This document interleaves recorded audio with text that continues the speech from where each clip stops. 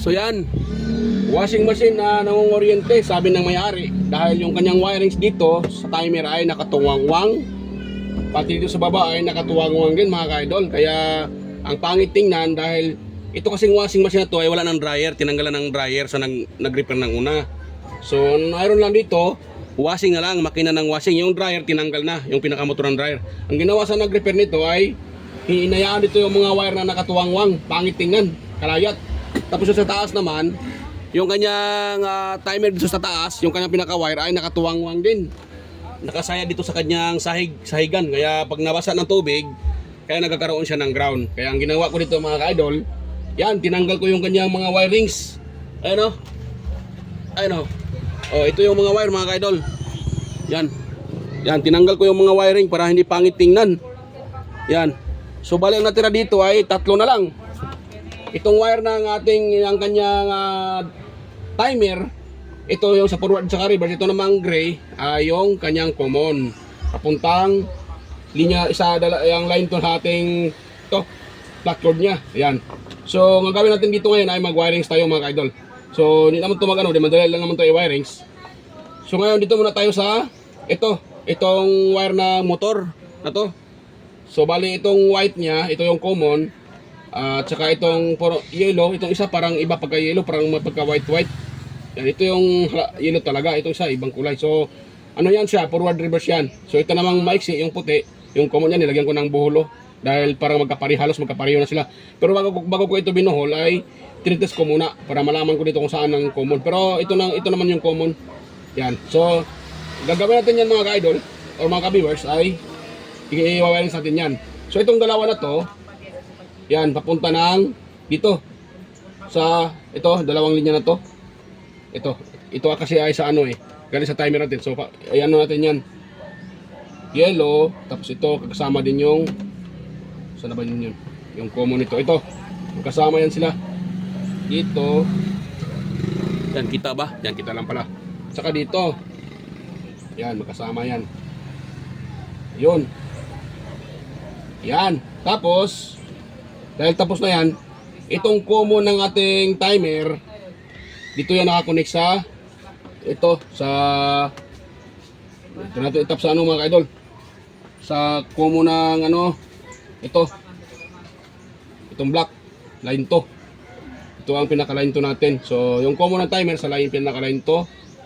Ngayon ito namang isa, itong puti, siyempre dyan yan sa ito, sa common ng ating motor. At saka yung puti galing sa ating flat cord or power cord. So yan po yung ating pinaka line 1 mga ka-idol. At ulitin ko, yung line 2 natin ay napapunta doon sa common ng ating timer. Ngayon naman sa kapasitor niya mga ka-idol, ito dalawang wire to ng kapasitor dahil ito ay dual. So kung nakita nyo dito, ito iba, hindi ata klaro So nakalagay dito ay 8 plus 3. Itong 8 microfarad, ito yung yellow. Ito namang 3 microfarad, ito yung pula. Nga lang, itong yellow, dahil ito na testing ko na ay 6 microfarad na lang. So take note mga ka-idol yung motor niya, yung nakalagay doon na microfarad ay 9 microfarad. Pero yung nilagay sa manufacturer, iwan ko kung para sa manufacturer na ito ang nilagay nila ay 8 microfarad lang. Pero nakalagay doon sa motor, sa kanyang motor, dahil yan po ay tingnan ko na, ay 9 microfarad yan. So ang ginagawa ko nito mga ka-idol, dahil bumaba na tong yellow, naging 6 na lang siya. Ito namang pula ay mahigit 3. Bumaba din ng konti. Yan. So ginawa ko dito, pinagparallel ko silang dalawa mga ka-idol. Baka may magtanong sa akin, bakit mo pinaparallel yan? So pwede yan mga ka-idol, pwede mong gawin yan. Dahil ito ay 6 na lang, itong yellow. Ito naman ay mahigit, malapit na 3. Bumaba siya ng konti. Kaya pinagparallel ko. Kaya nakakuha ako dito ng 9. So tamang-tama siya doon sa motor dahil yung motor nakalagay dyan ay 9 microfarad. So pakita ko sa inyo mga ka-idol ay pakita ko sa inyo na ito ay 9 microfarad yung kanyang na-reading ko. Yan. Ayan So ito tayo. So pakita ko sa inyo para baka may magtaka dyan bakit ko pinaparallel. So pwede naman yan mga ka-idol dahil magkaiba naman yung connection yan. Yung kapasitor na yan sa gitna mayroon niyang harang. Ayun tingnan niyo siya di ba 9.1. di ba 9 microfarad siya. So akma siya doon sa motor. So nakalagay doon sa motor. Iwan ko ba sa manufacturer nito. Ang nilagay kasi nila ay 8 microfarad lang dito sa kapasitor. So dahil bumaba na siya ng 2 microfarad, 6 na lang yung nakalagay sa 8. So ang ginawa ko, yun nga, pinagparallel ko itong dalawa. Ang pagparallel nito mga idol, ganito lang gawin nyo ha. Ayan o. Ito, magkasama ito yung sa isang linya, sa washing, ito sa dryer. So, bawat isang linya nito ay pagsamahin nyo. Dito din sa kabila, bawat isang linya pagsamahin din. Ang ano kasi yan, parang line 1 at saka line 2. O, di ba? Ganun yung gawin nyo. Huwag kayong mag-alala, hindi naman puputok yan dahil nga, itong kapasitor na to ay mayroong harang to. Separate yung sa dryer, separate din yung sa washing. Di ba? So, kaya pwede mo siyang ipagparallel. Pwede naman yan pag wala kayong makitang pyesa. Ayan. Ayun mga idol. So ito ginawa ko ito dahil yung may-ari nito kasi ay nag-ano sa akin na kung pwede lang daw babaan ko yung tumawad sa maladaling salita, tumawad yung may-ari. Dalawa kasi pinaparepair niya, washing at saka mayroon pa sa likod ko, dito sa likod ko mga idol, dryer din. So dalawa. So tumawad yung may-ari. Pumayag naman ako. Kaya ang ginawa ko dito, sabi ko sa kanya, try muna natin ano yung kapasitor mo pa hindi tayo makabili ng pyesa dahil pag bibili pa na siya ng pyesa dito wala kasi akong available din na kapasitor na ganito na dual na 9 at saka 4 or 3. So dahil pwede pa naman ito, kundi lang naman yung nabawas sa nakalagay ito 8 microfarad, ang nabawas sa kanya ito, so 6 na lang siya. So kaya ang ginawa ko yan nga parallel na para umangat konti yung kanyang microfarad at makuha niya yung nakalagay doon sa motor na 9. Dapat kasi sundin doon sa nakalagay sa motor. Ito kasing 9 microfarad mga idol, pwede lang ito kahit lagyan mo to ng 10 microfarad. Walang problema yan dahil kunti lang naman yung diferensya. Yan. Huwag lang umabot sa mga 11 or 12. Yan. Medyo mataas-taas na yun pag 12 microfarad. Ito kasi 9. So pwede ito. Dahil 9 naman talaga ang nakalagay doon sa kanyang motor. Iwan ko bang lang. Yun nga. Nilagay sa manufacturer. Bakit 8? Nilagay nila. Yun ang ano dyan. So pero walang problema naman to. So, ikukulik natin ito mga idol para, o mga ka-viewers, para ito ay mano natin. So, itong dalawang linya, dito din sa dalawang linya ng, ito, sa dalawang linya ng ating motor. Ayan, ganoon natin siya. Ipag-parallel natin. So, wala na itong ano, close-in wire connector. Dahil naka-tape lang to mga ka-idol. At nakatuwang-wang pa.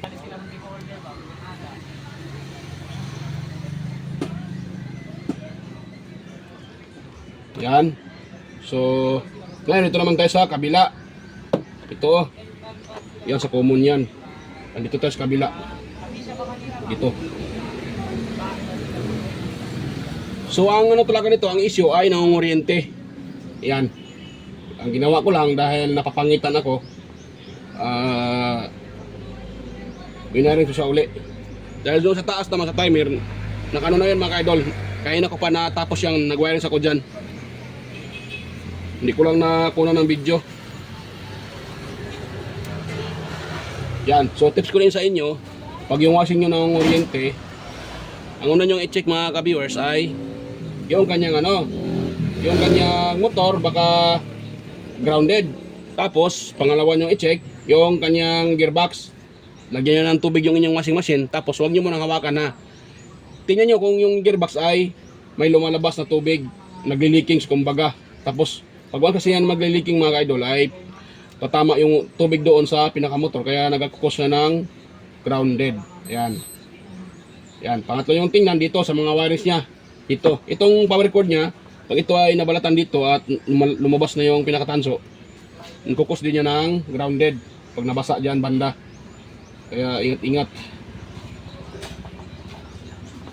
At yun na nga, yung pinaka-timer dito, dapat pag mag-repair talaga, or kayo man nag-DIY, mga ka-idol, dapat yung dinugtungan nyo na nilagyan na ng electrical tape ay ilagay nyo doon sa taas. Mayroon kasing hook dito sa taas sabit nyo doon, or kung wala namang hook yung washing machine, idikit nyo ng glue stick. Huwag yung hayaan na yung wire ay bababa dito sa kanyang pinakasahig dito sa ilalim ng timer. Dahil pag bumaba dito sa pinakasahig nito, yung kasing ano na yan ay may tubig dyan. Yung ating washing ay may kunting awang, kaya papasukan ng tubig dyan. Yung pinakatubig niya, papasok dito sa pinakasahig niya, diyan magpupundo yung tubig. Kaya pag once nababa yung wiring at may dugtong na electrical tape, mangunguryente talaga yan mga ka-idol. Magkakaroon ng ground. Kaya kunting ingat lang.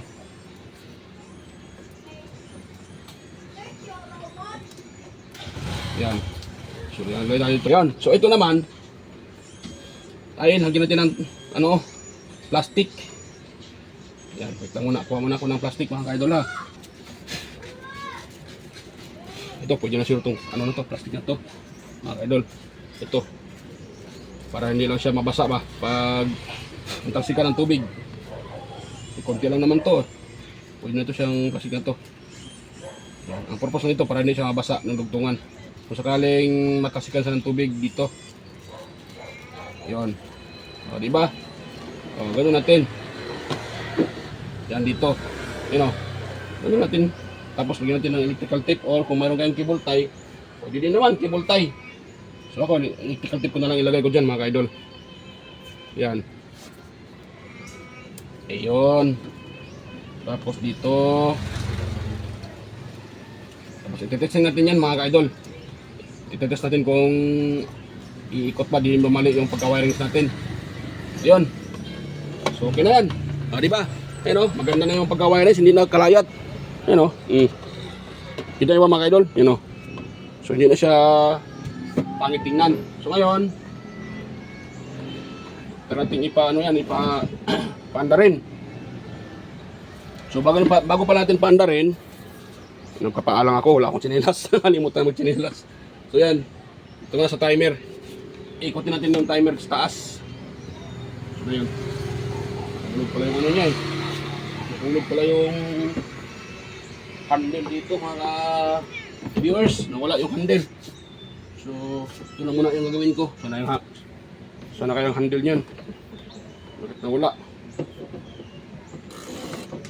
Yan. Nakit na yung timer. Ayun. So ito mo tayo sa tester para panigurado ba na wala tayong mali. Yan, ito tayo sa dalawang linya na to. Yan. Ay, naka ano pala. So na yun. Yan. Tingnan natin ha. Dapat lumalagitik yan. Tapos magbabaser. Bakit wala? Yan, lumalagitik na yung motor pero wala na re-reading. Bakit kaya? Bakit may problema dito kanyang ano? Power cord. Yan, wala siya mga ka-viewers. Walang connection. So pag ano na hindi nagbabaser, ibig sabihin hindi talaga ano yan, hindi iikot yan mga ka-idol, mga ka-viewers. So wait lang muna, baklasin ko muna siya uli. Yan natin kung bakit hindi siya nagbabaser. Dapat magbabaser yan eh. Yan, pause ko muna sandali mga ka-idol ha, mga ka-viewers ha. So yan, nabaklas ko na siya mga ka-idol. So kaya pala pawala mga ka-viewers, kaya pala pawala-wala yung reading or yung kaya yung andar niya or yung function dahil may problema din yung kanyang power cord. So tingnan niyo dito sa tester ko mga ka-viewers ha. Yan o. Oh, goods naman yung tester ha. Calibrate na yan. So dito tayo sa isang linya. Hanapin natin dito kung may connection. Dito. So dalawang linya na yan. Oh, wala di ba? Ito mayroon. Kaso napakataas. You know? Ayan, pag galaw-galaw, nawawala pag ginagalaw-galaw siya mga ka-idol. Di ba nawawala-wala? So dito tayo sa kabila. Yan, hanapin natin dito sa block. Ayan, wala din to oh. Oh, pag yung ginagano, wala. Ayan, wala talaga siya. So, sa madaling salita, walang sira yung power cord, yun ha. Pagsamahan natin yung power cord, ganun natin siya oh. Yan, tapos, dito. Oh, wala talaga oh. Yan oh, walang reading. Oh, kita nyo ba? Naano ko na siya yung power cord oh. Oh, wala siyang reading. Good naman yung tester ko. Oh, yun oh. Goods naman yan. So, may problema din yung ano, may problema din yung tawag dyan. Yung power cord. May problema din mga ka-viewers. Yan. So, akin muna itong baklasin. Tingin ko dito nagka-problema sa may gilid oh. Dito banda oh. Yan. Ito nagka-problema. Ano bang nangyaring power cord na to?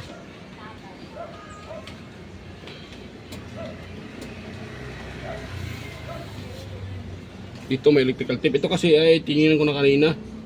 So wala namang putol dyan. Itong naka-electrical tape, walang putol yan. Tingin ko dito talaga, oh. Ayan, oh. Ayan, oh, meron siyang, you know. Ayan. So, ganyan na lang natin.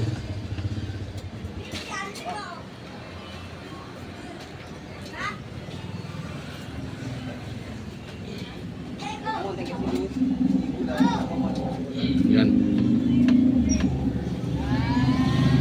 Yan. So yan, nahila ko na siya mga viewers, ano? Ayan, so dito pala yung putol. Yun, ganoon na natin. Ayun. Yan. Tapos, yan na natin puputulin. Yan. Yan, try natin siyang i-test kung ito ay may continuity na.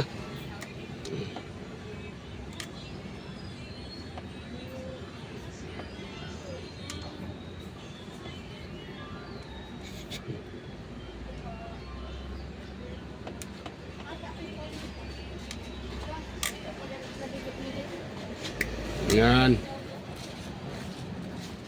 Dito. Tapos dito. Palitan natin. Yan, try natin siya pagdugtungin at ating i-test kung meron na ba siyang continuity.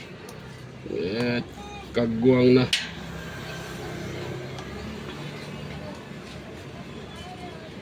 Yan, ito yung dalawang linya. Dapat ito ay magbabaser na mga ka-viewers. Ayan, wala pa rin. Naku po. Wala pa rin siya mga ka-viewers. Goods naman yung tester ko. So dito wala. Saan kaya ito banda? Ay nako. Ayan.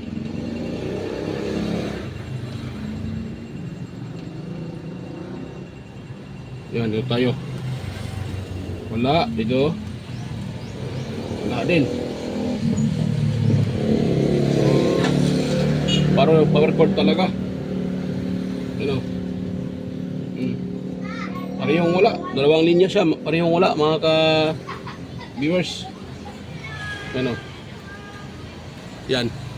Parehong wala. So hanap po na ako ng power cord mga ka-viewers. Ito'y palitan ko muna. Palitan ko na siya ng power cord. Dahil hindi ko yung kung saan dito banda yung naputol. Dalawa talaga sila. Walang connection. Sura po na ako mga ka-viewers, ha. At balikan ko lang kayo pag nakahanap na ako. So yun na mga ka-viewers, nakakuha na ako ng wire. Ito. At ito ay goods pa. Ito ay sikanan lang din to. Galing dito sa washing machine mga ka-idol. Mga ka-viewers, ito ay sikanan lang. Pero pwede pa ito. So try natin itong ilagay dito kung pwede siya. Dahil medyo makapal na itong wire na ata ito eh. So para ito gagamitin para rin natin.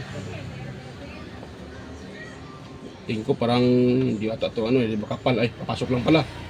So pwede kapareho lang pala. Yun kapareho lang yung kapal nila mga ka-viewers. So pwede lang ito. Yun, tapos lagyan natin ng para hindi mahatak. Lagyan natin ng electrical tape dito banda para hindi mahatak. Yan, tapos ganun natin, ganun lang para hindi lang siya mahatak mga ka-idol, mga ka-viewers. Yan, so yun, hindi na rin mahatak. Tapos ipasok natin dito. Diba? Ganun lang kasimple mga ka-viewers. Ngayon, natin to, yung wireless natin. Ayan, meron na. Ayun, kita nyo ba yung tester, nagbabaser? Meron na 29 ohms. Ayan, pag reverse niya, meron din 29. Dapat, parehon sila ng reading. Pag kada reverse niya mga viewers, dapat same reading para maganda yung connection. Ayan, 29 din. So, goods na to mga ka-viewers. Ayan, akin na lang itong lagyan ng electrical tape. So hindi ko napakita ang paglagay ito ng electrical tape para hindi haba masyado yung video natin. Pakita ko na lang pag tapos ko ng malagyan ng electrical tape.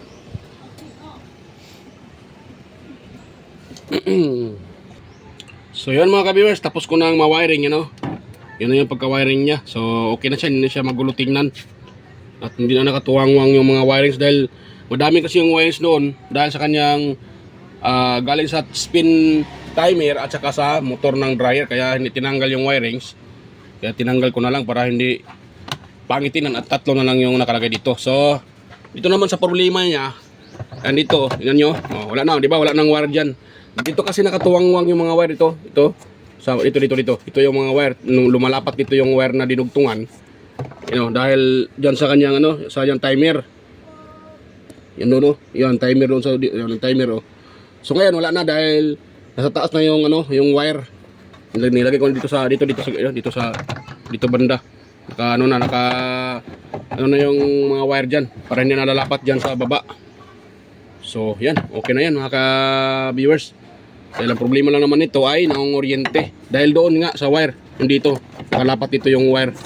So okay na yan. Itong winiringan ko, bonus na to. Dahil pangit tingnan kung yun pa rin yung susundin ko, yung ginawa ng unang nag-repair nito, pangit tingnan. Pati dito, nakatuwang-wang din yung mga wire. So pangit sa tingnan. Dahil wala naman siyang dryer, tinanggal ko na yung excess na wire na papunta sana sa motor ng dryer. So ito na lang yung naiwan, tatlo. So ngayon itetest natin yan. Tingnan natin kung ito yung wire niya, kulay itim na. Ito sana ay puti. Yan. Then meron pa dito, i-repair ko pa to mga viewers. Ayan. So dahil nakasalpak na yan mga viewers. Ngayon, ipito natin ito sa taas. Ito. Madumi pa lininisan ko pa rin yan. Maya na. Yan ayun, umikot na siya mga viewers. Kita nyo? Yan, umikot na. Diba? Dapat mag-reverse yan. Diba? Nag-reverse na. Tapos dito tayo sa baba. Ayan Lininisan ko pa to dahil nakapakadumi. Ayun goods na. Yan. Ganun lang mga ka-viewers ang pag-wirings ng washing machine. Kung sakaling gusto nyong i-wirings, ganito tulad dito. Dahil madami yung wire na excess. So ganun lang gawin nyo pag-wirings. Tatlo lang yung gamitin na wire galing sa timer papuntang motor. Sa motor tatlo lang din yan At sa kapasitor naman, pinakita ko naman sa inyo na pinaparallel ko yan para tumaas yung microfarad.